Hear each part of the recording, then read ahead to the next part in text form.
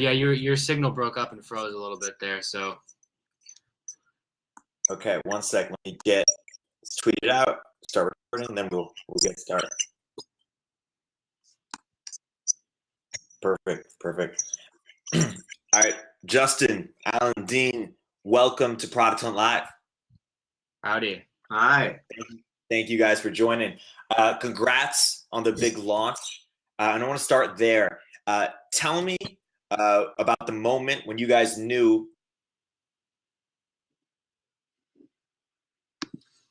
You want to kick it off? I guess Justin and I connected over Twitter originally. So I had tweeted at him using Glitch Wizard, which was the app that I made before. And I took the Glitch Mob's tour photo and tripped it out and sent it to the Glitch Mob, and they retweeted it, and Justin started following us. And then I reached out to him over DM and started talking about the potential for collaboration. And I got him on the phone, and it turned out that we were both going to the Game Developers Conference the next day. So I decided that, hey, maybe we should try and meet up, and he thought the same. So we got breakfast together, and we're chatting about stuff, and it just seemed like the right situation. So we decided to work on something together. Yeah, I do music with the Glitch Mob as my main thing, and I've always liked apps and technology because of the fact that they lower the barrier to entry for people to get involved in the creative process. That's the story of my life, basically. Like, I don't have a music degree. I don't have a background in traditional music training, so I came into it through technology, and I was actually making music and making beats in software before I was actually knew anything about. I didn't even know what a chord was.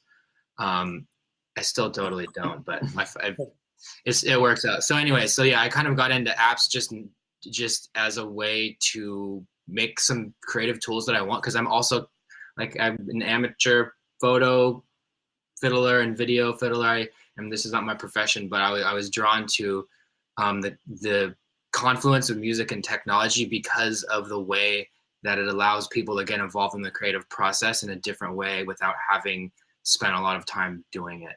Yeah. And just to get back to your question, I think for me, the moment when I realized that we wanted to make this app together was actually after the first call that the three of us had.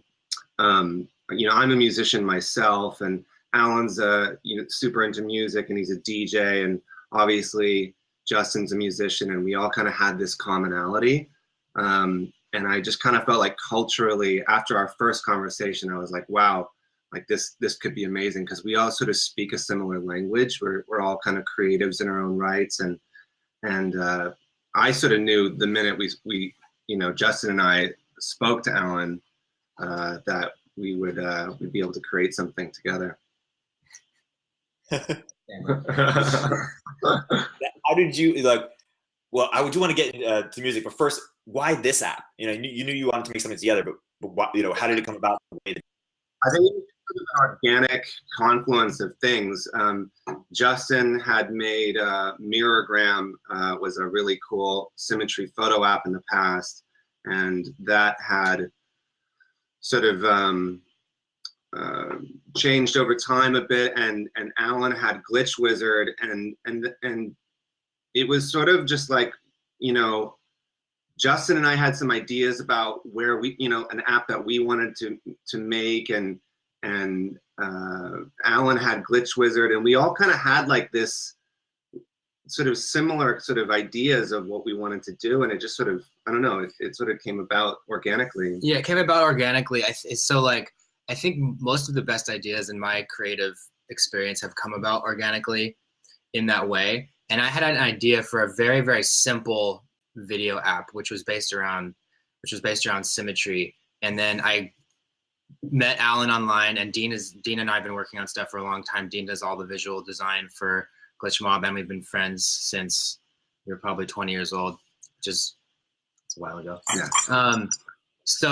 But basically, I just had this little seed for an idea, and it really was that. It was just this tiny little seed, and we planted it, and then it, like all good ideas, it organically bloomed into something that was absolutely completely different than we thought. So we kind of just followed the rabbit hole down because of our love for this project, and we kind of just thought of it like an album too, or like we weren't really necessarily coming at this from we're trying to solve a problem for people, or yeah, it was really just an art project to us. Like we had these ideas.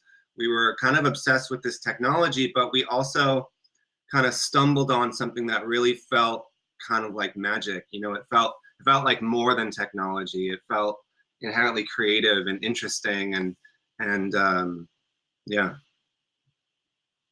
And this is something you guys think about a lot.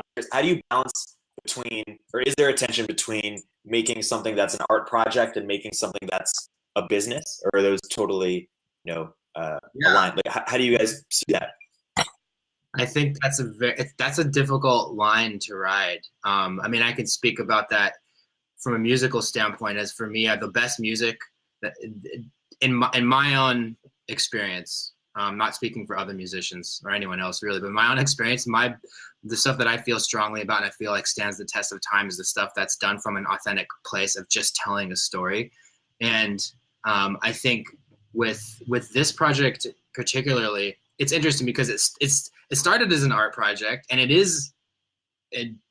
has a creative DNA, but at the same time, it's an app. It is a business. So we take everything very, very seriously as far as all the little nuts and bolts and details.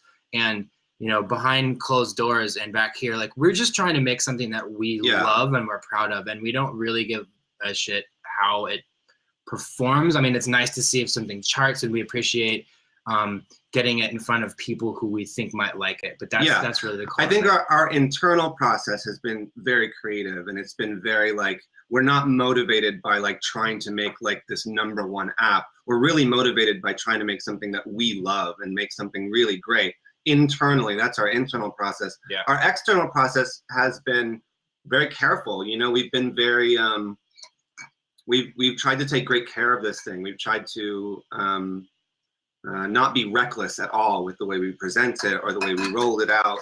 We took that side of it seriously. So that's kind of the business side, but internally, we're just sort of like having fun with this technology and this art in a way.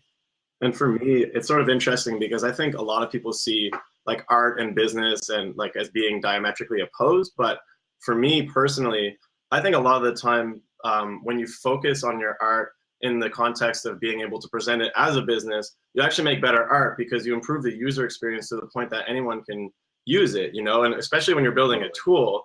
If you're just like, I see so many apps on the App Store that it's like, this clearly came from an artist and it's like an interesting concept, but like, I'll never get into it because it's like, trying to like figure out a puzzle or something just to get the interface going. Yeah. So I think that they're actually, in a lot of ways, business and art actually go hand in hand.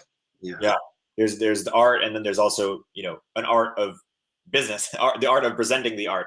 Yeah. And I mean, exactly. as artists, both visual and musical artists, like, we're also accustomed to like these very advanced, very complex UI and UX experiences, and we didn't want that. You know what I mean? Like, we wanted to make something that was super powerful and super fun, but something that our moms could use, you know what I mean? But also at the same time, sort of finding that line where we could give it to some of our more like, visual creative artist friends so that they could dive in and be really creative with it and have tools that empowered them, but didn't alienate anyone. We didn't want it to be like exclusionary at all. There's some wonderful, incredible technology out there on, especially on the App Store.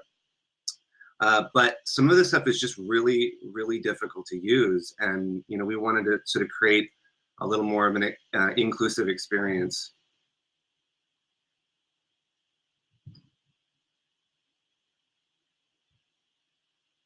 I've stumped him. Yeah. Still got you there? Yep. You can hear me? Yeah. Yeah.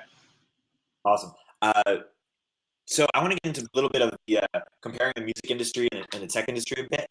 But first, just want to ask, did you, how did you learn music without learning it sort of the formal way? Are you kind of just, how much of it is you just being naturally gifted in the way, and how much of it is you know, being an autodidact or doing things that other people can emulate?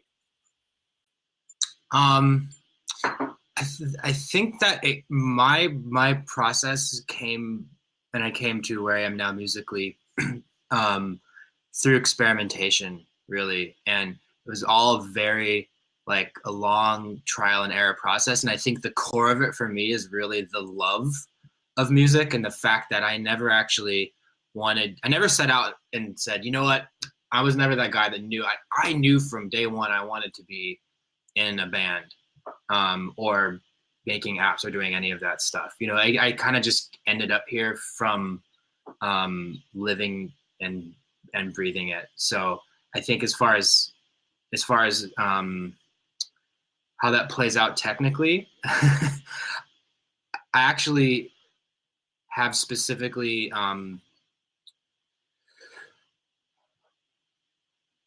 I mean, myself and the other guys in the Glitch Mob all came into this in a way that was kind of through the back door, in the sense like we're very DIY, we're very independent. We don't have a traditional musical education, and I think that's actually kind of part of our secret sauce, is that we're outsiders and we didn't go to music school. We didn't know the rules, and I didn't know how to follow the rules, so I was kind of breaking them. And that doesn't always necessarily mean that, okay, just go and break the rules. But I think for me, my own path here has been a little like coloring outside of the lines.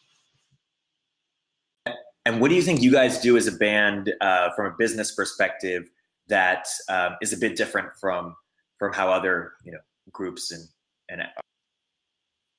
Sure. Well, it's interesting because in a way, so Allan and Dean and I are also in a band, and we operate very similarly to Glitch Mob. So I can almost speak on both of on the structure of how it both works. But we're like fiercely independent, and we have creative control over every last little detail. Like everything you see, we have a very, very small team of people, and we do everything ourselves. I mean, we had programmed our lighting show ourselves for years and toured and carried everything and set up speakers. And, we have a manager, but, we never have signed to a major label, or, sort of like the idea, signing to a major label is kind of like letting in VC money or something, where all of a sudden you get a big paycheck, and then you get all these stipulations to come along with it. So, we like to do everything. We like interacting with our fans. We like the visual aspect. We like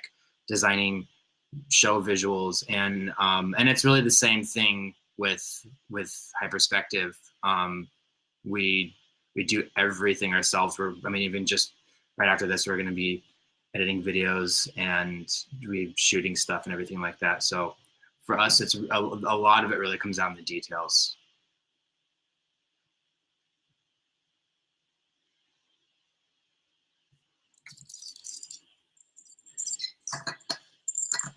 Hey, you there?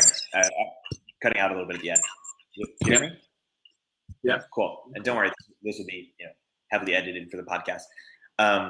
Awesome. And I'm like, what do you see as for any of you or all of you, like the major differences or similarities between the music, creating an album and on the business side, and promoting in music, and sort of making an app and promoting that? What are just the differences between the music industry and? It's kind of interesting how similar it all is. Ultimately, when you're promoting a record, you're sort of just trying to carve out time in people's lives to just be able to listen to it or just get exposed to it. So, but also just creatively, I think the way we approach. Makes a lot of sense.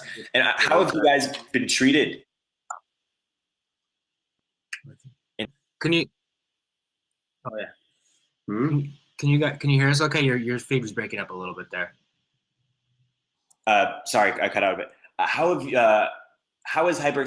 you guys been treated in tech, like promoting?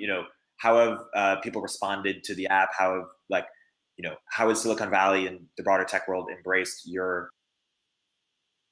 They've been pretty warm to us. I think that one of the most gratifying things that I've experienced has been interacting with people who sort of expressed that they really noticed all of the sort of love and attention to detail that we put into it. Someone said to me that they felt like we were sort of articulating our values through this app, and I thought that was really cool.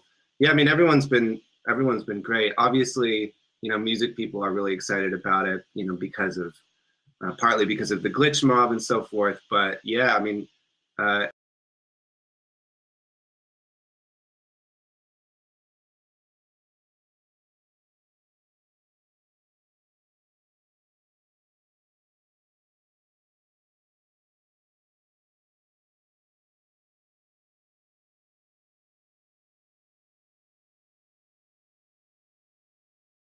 sort of like come back in, I think it might reset it a little bit for the signal.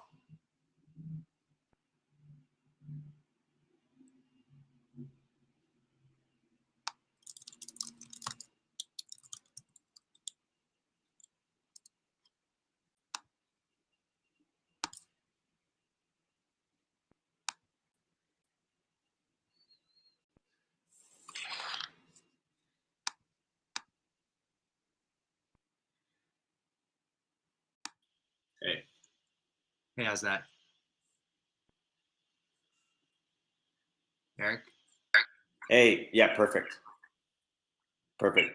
So I want to ask this question to the guy, the other guys. What was the most challenging part of building the app, or something that that evolved over time while building it, like a crucial feature decision?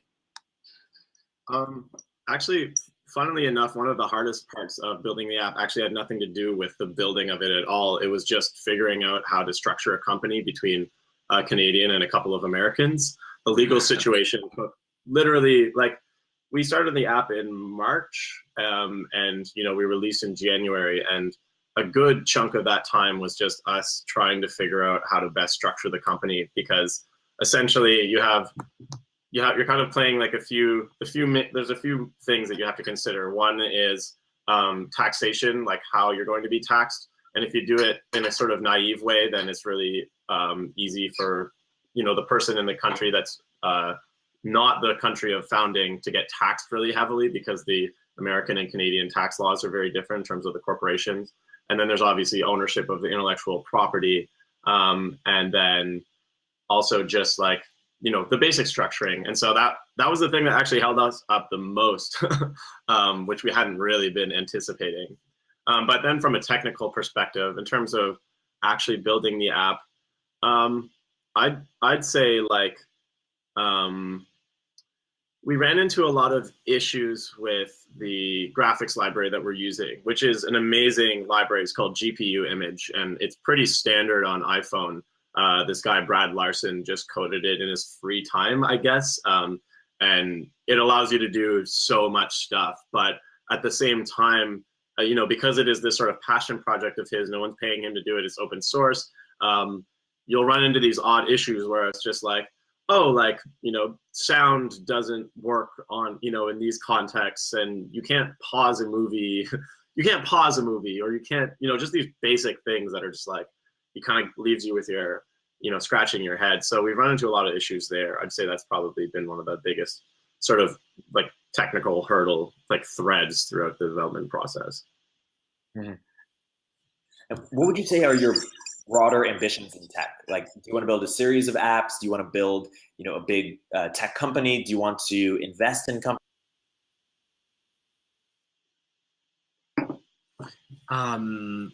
We just want to keep making awesome stuff and pushing the technology to do things that it hasn't done before.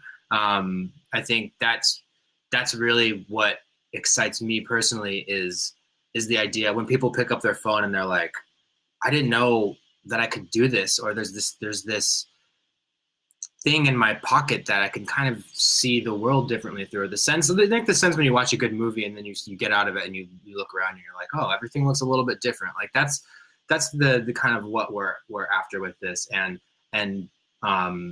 what you can do with an iPhone is crazy right now. The live video processing, we're working on this VJ mode for the next release right now. It's going to be posted in a couple days, where you could basically do either you can do AirPlay or you could do HDMI out of your Lightning connector, and you can have your phone. Basically, you could like Hyperspective could drive a whole live DJ show and make a VJ show and make live visuals. And there's some really exciting stuff that would be completely unimaginable a couple of years ago. Now, it's not a replacement for professional VJ software, but it's just another tool for people to do creative stuff. And we're just really excited about having this ourselves. So I think that's part of it, is we get to make these tools that don't exist and then use them and make art with them. So I think because we're artists first and foremost, that's really what we're interested in. Yeah. And what's your collaborative process like? Like, how have you guys, grown in terms of working together, and Slack. I mean, it's I think the biggest challenge has just been proximity. Justin and I both live in Los Angeles. We're longtime collaborators. We've sort of developed a strong collaborative relationship over the years. And Allan is in Halifax, Nova Scotia. So sort of like figuring each other out and learning each other has always been really easy, thankfully. But the only challenge has really just been not getting to spend that much time together. But Allan's flown out here a couple times, and someday we'll return the favor and head out to Halifax. But yeah, we're on Slack all day, every day, basically. So thank you, Slack. Yeah, big shout out to Slack. Slack, by the way, I don't know if everybody knows what Slack is. Slack is this collaborative platform, sort of. Everyone knows what Slack is here. Everyone on Slack. Everyone on Product Hunt knows. Everyone on Product Hunt, yeah. Is it the Slack of just you three? Yeah, just us three. And it's like a lot more manageable than some of the bigger Slacks that I'm in. I mean, it's funny because we have very few people, but so many channels, because we can just really kind of structure it and organize it to our liking. But I mean, I think really the best part about the collaboration so far is the fact that I think the best way of characterizing it from my perspective is that none of our decisions are made like individually, they're made as a group. But at the same time, it's not a voting process. It's not like, oh yeah, like, okay, like Allan and Dean voted on this and Justin's out. It's like everyone basically has this sort of like implicit veto power. So, I mean, we're all bringing ideas to the table all the time. We're always pushing the app forward and like pushing each other's thinking. And sometimes we'll just like run into a thing where it's like we just completely butt heads on it. But well, I think also we all really trust each other. You know Yeah. what I mean? I like any good relationship, we all really trust each other. And if, sort of one thing I think sort of this is something that the Glitch Mob does as a band together as well, which is like, if someone feels really, really strongly about something in particular, we try to defer to that person, and we just trust each other. And I think that's one of the most important parts of any collaboration, is just trusting that everybody has, good intentions. yeah, definitely. And I think I think that's just like, that's that veto power I'm sort of getting at. It's like when you feel very strongly about something, like unless it's like, throw the app in the garbage or something, obviously it has limits. There is this sort of thing where it's like, hey, like we'll let that person guide. And then every time we've done that, every time we've come up against something that seemed insurmountable and we were really disagreed about, and like we just trusted each other through it, and eventually it just works itself out. Sometimes the person that's like feels really strongly about it gets to the other side and realizes, hey, I was wrong, and then it just disappears. Or they were totally right, and it brings us in a new direction. So I think another cool thing is that as much as the three of us all equally contributed to sort of the vision of the product and developing the product, the three of us all have sort of like distinct, I'm a designer. Allan's a programmer. Justin is a product developer, and we all kind of like bring our own skills to the table, and they're sort of unique. We kind of have our own domains that we sort of have created for each other. So that also helps. There's a lot of overlap, but there's also like some deferral in certain parts of the process. Totally. Yeah. This question's for all three of you individually, but anyone could take it first. When you think of the term success, who's the first person that, whatever success means to you? Success is one of those things that has changed so much over the course of my life, how I define it, and is distinctly different right now than it would have been a couple of years ago. Tell me more about it. For me, music is kind of my gauge for success, and I think that's also a through line within Hyperspective too. Is there's a core of a kind of musical view on things, and the people that I see around me that I consider to be successful doesn't have anything to do with fame or money or notoriety or accolades. It's more about really, really dedicating yourself to something and loving it and embracing and merging with music, and merging with the process, and ultimately learning about yourself and becoming a better person and a better citizen of the world, or a better friend through that process, because I think that's actually what makes good art and good music. For me, I think it's similar, and Justin really puts it well, but I guess my own way of putting it is, I have so many things I want to do, like anyone really, there's just so much in the world that I want to pursue. And I know I don't have enough time to do all of it. So I don't really want to have to spend a lot of my life working for others, in order to fulfill visions that, only maybe kind of sync up with, what I actually want to do. So for me, the way that I see success is being able to work on projects and products that I'm passionate about and collaborate with people that I want to work with, and have it be a collaboration rather than, someone at the top telling people, down at the bottom what they should be doing. And as long as I can keep doing that and make enough money to keep kicking it, then that's really success to me. But then at the same time, it's always the work-life balance as well. So I don't want to, because it's so easy to just get so deep into your work and so deep into your projects. And especially when you're a programmer and, a lot of my work, right, is just coding away and getting stuck on things and then, sleeping on it and waking up in the middle of the night and writing down an equation and falling back asleep. It's so easy to lose the kind of work-life balance. So I think another aspect of success is actually kind of on the opposite side of work. It's actually play and life and actually having a real and connected life. So kind of balancing those. Yeah, I mean, I think these guys articulated it well. I mean, for me,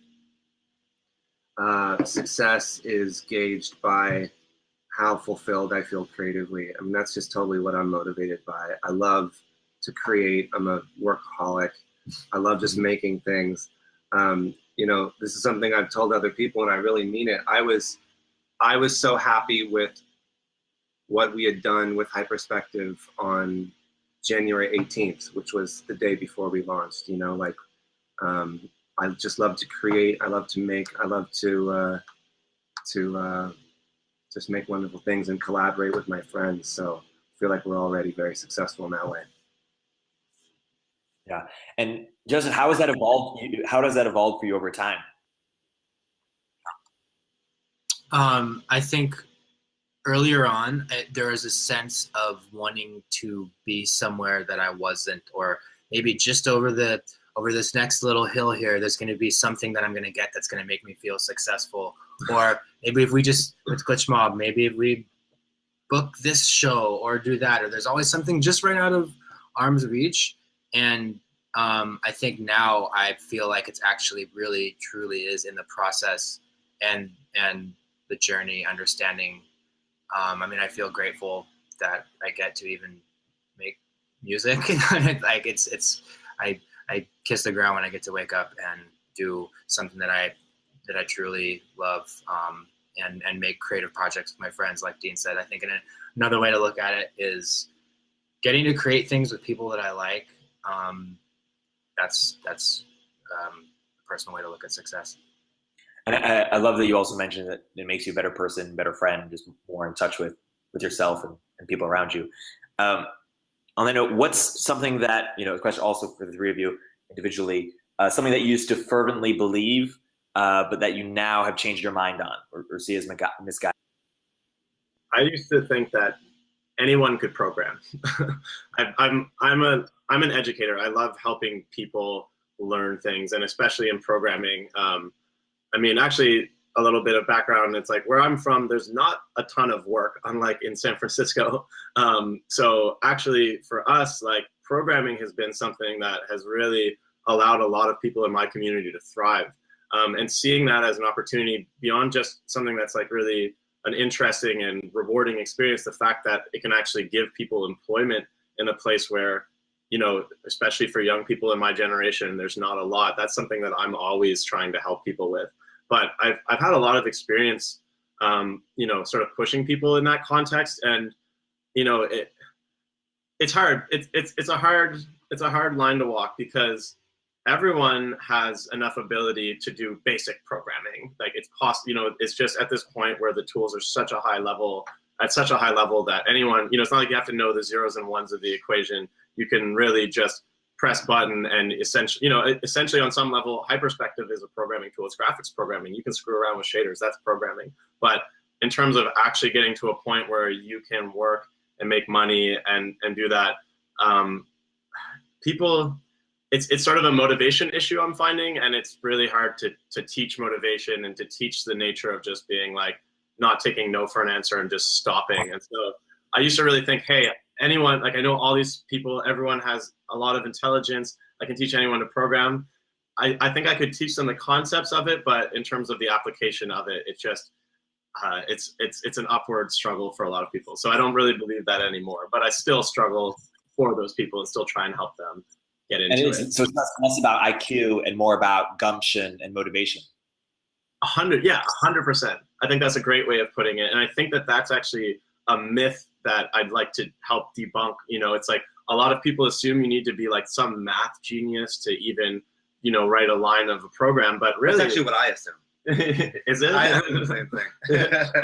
and so like that's not true. And I mean, programming is not math. That's an important thing to understand as well. Like those are separate things. So what is programming? Sorry? If it's not math, how else? I mean, it's like math is a part of programming. It's logic. It's you know, it's like not all logic is math. Math is a good way of describing certain things that you can do, you know, that you can create in programs, but it's just an aspect of it. It's like programming is, I would describe it as basically the like actualization of logical processes in a virtual and I guess increasingly real context as you know, computers become more integrated into our physical lives. For me, something that I used to believe that I don't believe now is that you had to beat yourself into the ground and be doing everything all the time to get anything done. I used to work, and we still work very hard, but in a different way. I felt I almost wore my exhaustion like a badge of honor, and being on tour can be really, really hard. And there's this sense of this road dog suffering artist tour life where you're like, yeah, I haven't slept in a month and we're in Moscow and everything's fucked up and this is the life. And I've since actually become more productive and taken better care of myself and sleep and working on focus and multitasking as something that I don't think actually helps get anything done. So I don't think that the artist or the creator needs to suffer to actually be productive. We sort of celebrate the person who works so hard for some reason, and sort of, you know, don't give slack to the person who's like really effective. Yeah, exactly. Dean? Oh,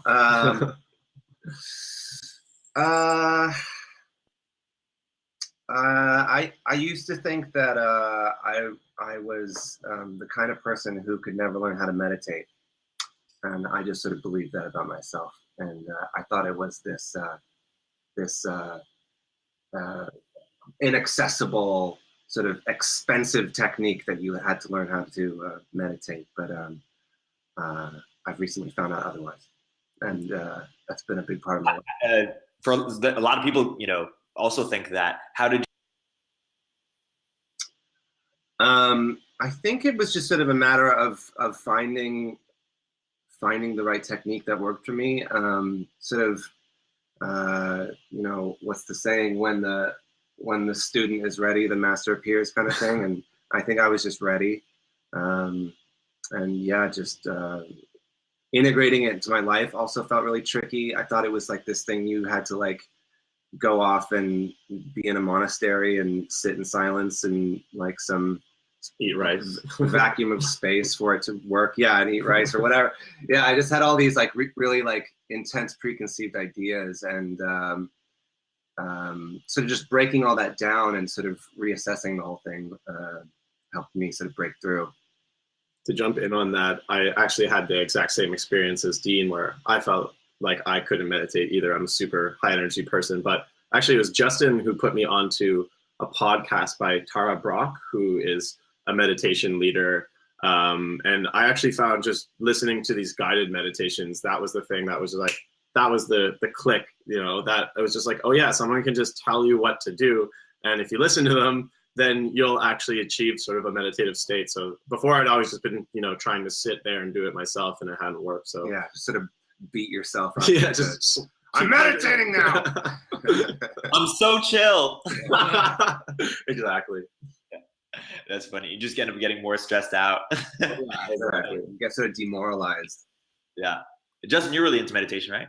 Yeah, I am. I've been meditating for quite a while now, although not that long compared to people who've been doing it their whole lives. But I've been in it for about 7 years now, almost daily meditation. And I actually just did a silent monastery rice eating retreat. Like I went into the desert and did a silent retreat and did a Vipassana retreat. And yeah, I would like to echo what they said. For anyone that's looking to get into meditation, there absolutely is no right way to do it. And in fact, it's taught in Buddhism that by design, you're not really supposed to take anything for what anyone says and see what works for you. So some people like guided meditations. I like Tara Brach as well. Some people like transcendental meditation, where you actually take a class and someone gives you a very specific thing to do.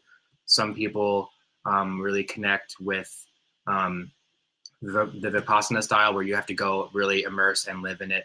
And yeah, I think that ultimately it's really just about showing up and about consistency with whatever it is you do. Because people have this idea that there's like a good meditation and a bad meditation, and that's not even really true. It's just that's kind of part of the whole thing. So it's really just about showing up and doing it every day.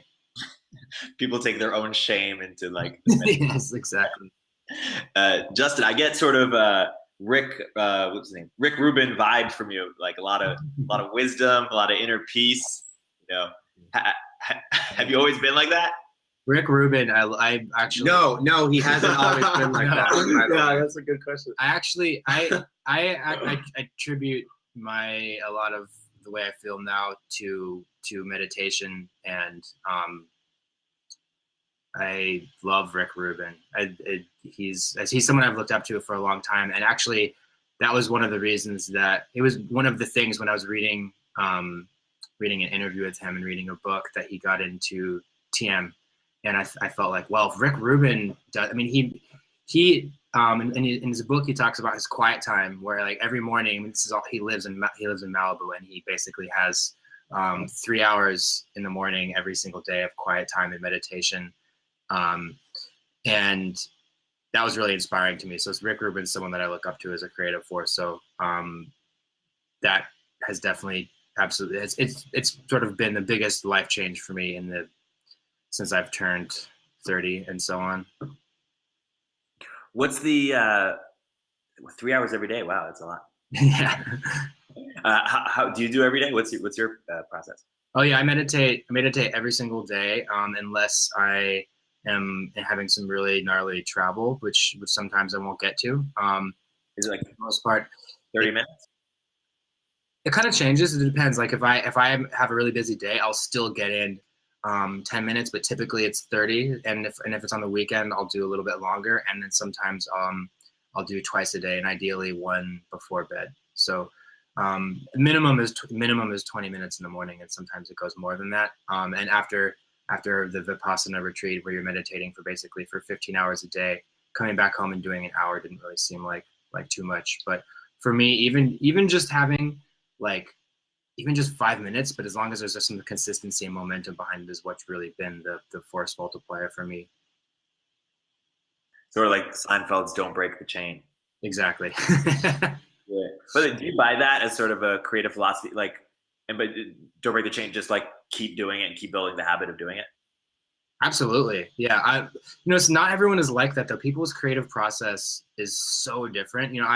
I have friends that can turn the creative process on and off like a faucet and just kind of start. I'm not like that. Yeah. Dean and I are the same in that sense of, for me, if I really want to get something done and get some creative work done in music, I have to have like, excuse me, like 5 days. First day is just sitting there feeling frustrated, figuring out like, can I even do this? And the second day is getting into it. And by the third and the fourth day, the creative momentum starts to carry over. And I like really, that's why with Glitch Mob, we do these creative retreats where we will like go and live in the desert or really kind of like walk out the world and focus. So I'm a strong believer in creative momentum, because also I feel like your brain is doing a lot of offline processing too when you're sleeping or going for a walk, or sometimes that's when the good idea comes along. So I believe in really immersing. I would get a lot more done with 3 days of focusing on something versus one on, one off, one on, one off, one on, one off in a project for a week. Mm-hmm. Yeah, that makes sense. I want to be respectful of your guys' time, but I have a couple big questions for you guys. One, what's the best advice you've ever? This comes courtesy of Henry Faber, who runs a co-working space in Toronto called Bento Miso. And actually it applies very nicely to our situation. We've already sort of talked about this, but I was living in Toronto like a year and a half ago, and I was kind of caught between a bunch of different things. This Glitch Wizard project I was working on, this art collective I was part of, and a million other things. And I was sort of running in 5 directions at once. And he kind of just sat me down and he was like, so like, what do you want out of these projects? And like, and more specifically, like, what do you want out of the people that you're working with? And the thing that he taught me was just that if you're working with people that aren't closely aligned to you in terms of their values, like, especially a lot, like, I think life values in general, but then also specifically what they want out of the project is just going to fall apart eventually. And that seems so basic. It is basic, but I find it's often the most basic insights that have the most magnitude. And at that time, I was working on a number of projects. Actually, throughout most of my early 20s, I spent time working on companies and projects where my heart wasn't actually fully in it. And that eventually broke things up every time. But that's fine. Like, you can have those experiences, but you just shouldn't expect that to last for a number of years and to really grow and build. Because when you create something, it's not about just getting to the point where, okay, it's done, like we can ship it, it's over now. It's like, that's just the start. And if you want everything that happens after that to go well and to, enrich your life and not be a source of stress, well, you better actually have the same intentions as the people you're working with. And I think that's something that's been, really easy for us in working on High Perspective, because as we said before, we're sort of aligned in that way.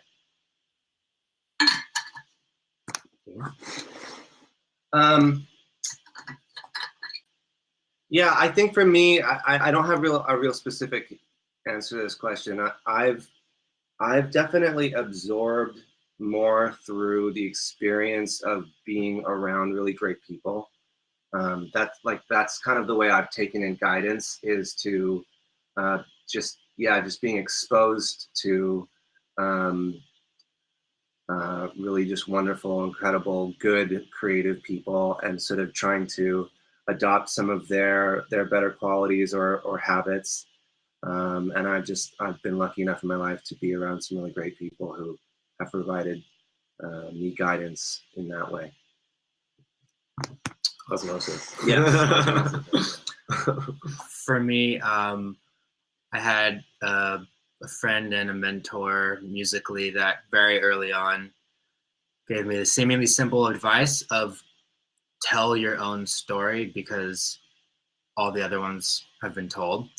And that's really just the kind of the crux of everything for me is to tell your own story. Mm-hmm.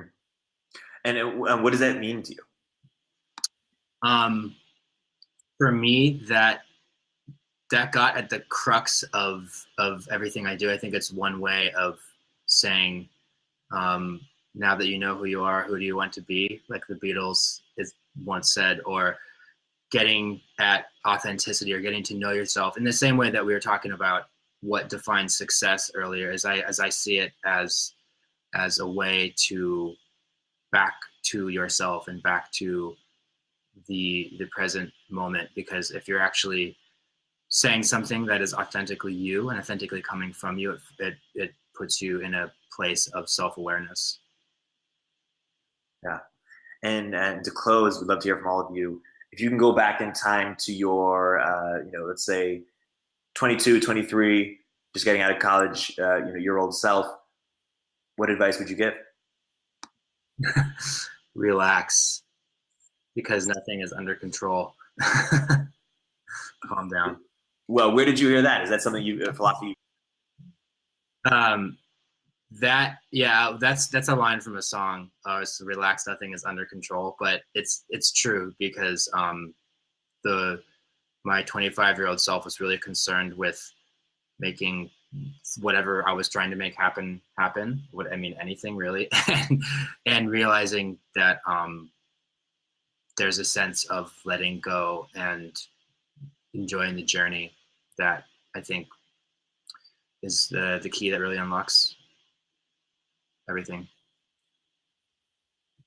I think for me, I think that's like the hashtag no free will kind of thing, like relaxing and letting go and accepting that is like a common thread for a lot of people. So I share that as well. But I think for me, a lot of what I tell my earlier self is just be careful how you spend your time, because for me, it's really easy to get like super wound up, super involved in new projects, super just like go. And I think that sometimes I end up, spreading myself out a little bit too thin. So it's a bit about like focusing that energy.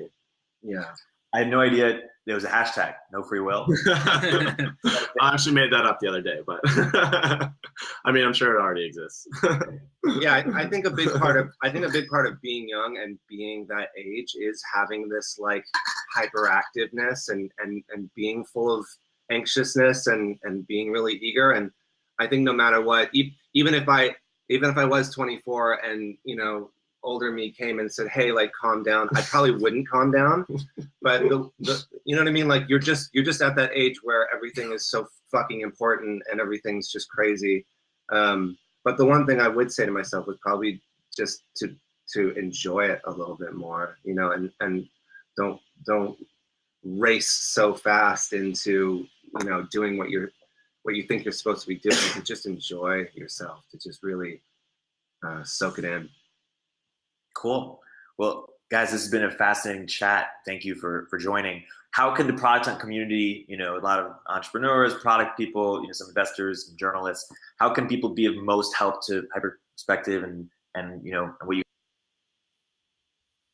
I would say if the project and the app really speaks for itself. So if you think this is interesting, just crack it open. And yeah, that's actually one of the most sort of magical things about Hyperspective. If someone can describe it to you, or you can kind of see someone use it, or you can go on our website and you're like, oh, okay, cool. But getting it in your hands and looking at things through your phone in your hands and your face or whatever you point the thing at is actually really, really special and fun, and highly recommended. Yep. And where can people find you on Twitter? It's at Hyperspective, HYPERSPEKTIV. Well done. Okay. Same across the socials, Instagram and Facebook and everything. And Glitchmob, do you have any other projects we should be Did you say for Glitchmob? Oh, there's some really exciting stuff happening, but we are not touring right now for a minute, so you will definitely just keep an eye on at the Glitch Mob on Twitter to see some fun stuff in the near future. Cool. So thank you guys for joining. This has been a fantastic episode of Product Hunt Live. Thank you guys for taking the time. Yes, thank you. Thank you. We appreciate it, and thanks to the whole Product Hunt community. Yeah, thanks a bunch. Absolutely. Launch was fantastic. All right. Take care, guys. Okay. Bye. Bye. Okay, guys, thank you for another episode of Product Hunt Live. It's been fantastic chatting with Justin, Allan, and Dean. Very smart, very interesting people. I always love it when people, Justin, for example, coming from music and doing something fascinating in tech. And it seems, it's apparent from just using the app and seeing how they launched that they really get the space, they're really about it, and we should welcome them. And we have. So thank you. This has been another episode of Product Hunt Live. We will have another one tomorrow. Not tomorrow. Another one Friday with Jesse Williams, an actor from Grey's Anatomy who created Broji, which is a very interesting app as well. So just check it out. All right, guys. Have a great rest of your day, and I will see you soon. And definitely shout out Justin, Allan, Dean on Twitter at Hyperspective. Okay.